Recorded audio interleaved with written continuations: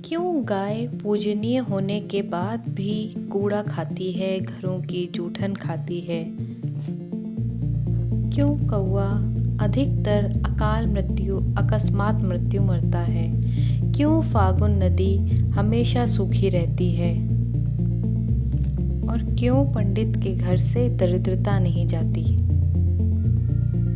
इन सारे प्रश्नों के उत्तर जानने के लिए सुनिए ये कहानी।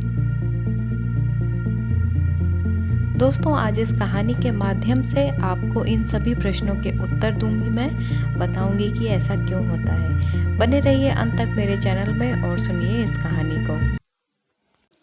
दोस्तों, ये कहानी जुड़ी है प्रभु श्री राम और माता सीता से।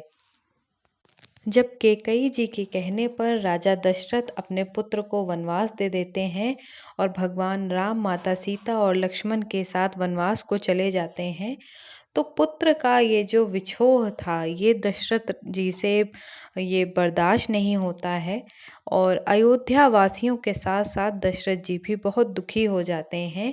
वो बीमार हो जाते हैं और कुछ समय के बाद उनकी मृत्यु हो जाती है। उधर जब ये समाचार प्रभु श्री राम को पता चलता है, तो वो भी अपने भाई लक्ष्मण और पत्नी सीता के साथ इस बात से बहुत ज़्यादा दुखी हो जाते हैं। उनको भी गहरा आघात पहुंचता है। तब जब अन्य जो ऋषिगण थे वो भगवान राम को बताते हैं कि उन्हें इस स्थिति में अपने पिता दशरथ का पिंडदान ज़रूर करना चाहिए।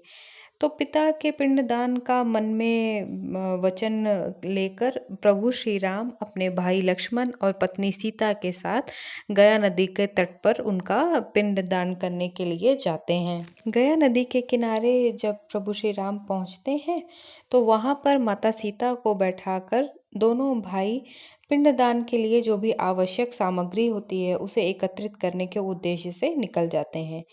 इधर पिंडदान का समय निकलता जा रहा होता है। माता सीता भी काफ़ी समय से इंतज़ार कर रही होती हैं। वहीं नदी किनारे जो सीता माता बहुत देर से इंतज़ार कर रही होती है, जब उनकी दृष्टि नदी किनारे पड़ी हुई रेत पे पहुंचती है, नज़र उनकी पहुंचती है, तो उन्हें लगता है कि जो उनके ससुर हैं राजा दशरथ, वो उनसे खाने के लिए मांग रहे हैं। वो कह रहे हैं कि अब वो और इंतज़ार नहीं कर सकते, उन्हें बहुत भूख लगी है। इस पर सीता जी विनती करती हैं अपने ससुर से कि आप कुछ समय के लिए और इंतज़ार कर लीजिए। आपके पुत्र जो भी आवश्यक सामान है वो लेकर बस आते ही होंगे। परंतु राजा दशरथ कहते हैं कि अब वो और इंतज़ार नहीं कर सकते, उन्हें बहुत भूख लगी है। ऐसी स्थिति में माता सीता जो रेत होती है उसके ही पिंड बनाकर अपने ससुर को दे देती हैं और राजा दशरथ उन्हें ही ग्रहण कर लेते हैं और इस प्रकार से उनका पिंडदान संपूर्ण हो जाता है। ये जो घटनाक्रम हुआ था, इसके लिए माता सीता 5 लोगों को साक्षी बनाकर और तब अपने ससुर का पिंडदान करती हैं। वो 5 लोग होते हैं गाय, कौवा, पंडित, वट वृक्ष और फागुन नदी। कुछ समय के बाद जब भगवान राम लक्ष्मण के साथ लौट कर आते हैं, तो माता सीता उन्हें सारा वृत्तांत सुनाती हैं, बताती हैं कि किस प्रकार से उन्होंने भगवान राम की अनुपस्थिति में अपने ससुर राजा दशरथ का पिंडदान कर दिया। और उनके लिए उस समय जो भी उपस्थिति थी या जो भी जिन लोगों को उन्होंने साक्षी बनाया, वो पंडित, गाय, कौवा, फागुन नदी और वट वृक्ष हैं। सीता जी की बात सुनकर भगवान राम को विश्वास नहीं होता है कि उनके पिता रेत के पिंड जो थे वो खाकर ही संतुष्ट होकर चले गए।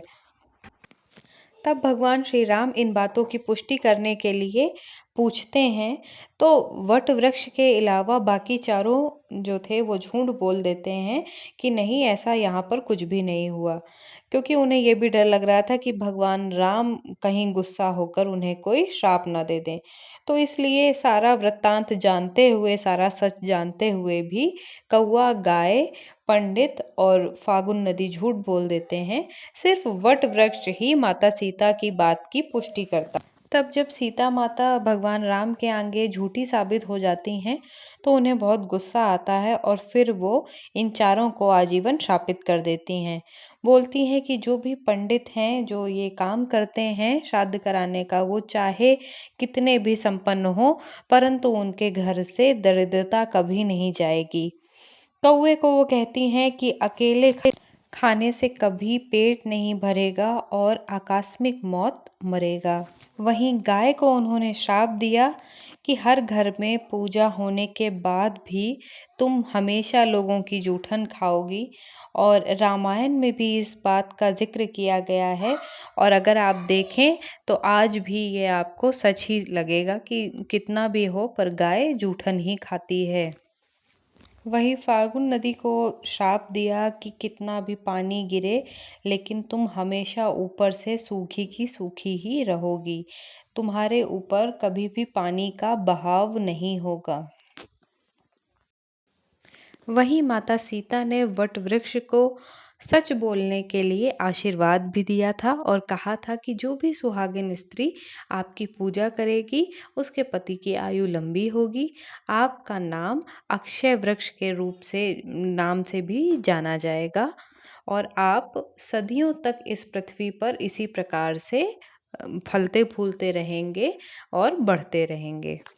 दोस्तों, माता सीता के ये श्राप हों या ये आशीर्वाद हों, इनको आप आज यानी कलयुग में भी देख सकते हैं कि ये चीज़ें आज भी इसी तरीके से हैं।